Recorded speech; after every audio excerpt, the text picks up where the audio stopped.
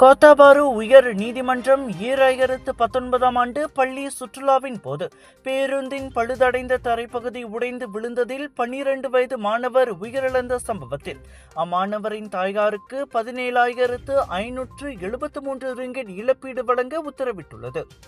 2019 ஜூலை 4ஆம் தேதி தொக்போ தேசிய பள்ளியைச் சேர்ந்த 31 மாணவர்கள் பேருந்தில் பயணம் செய்த போது சம்பந்தப்பட்ட மாணவர் பேருந்தின் பழுதடைந்த தரை வழியாக சாலையில் விழுந்து சம்பவ இடத்திலேயே உயிரிழந்தார்.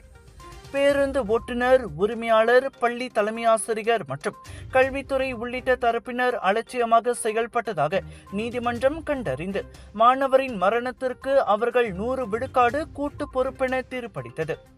மாணவர்களுடன் பொறுப்பான ஆசிரியர்கள் அல்லது ஏற்பாட்டாளர்களின் பிரதிநிதிகள் இல்லாததும் பேருந்தின் பழுதடைந்த தரையை சரி செய்யாததும் விபத்துக்கான முக்கிய காரணங்களாக குறிப்பிடப்பட்டன.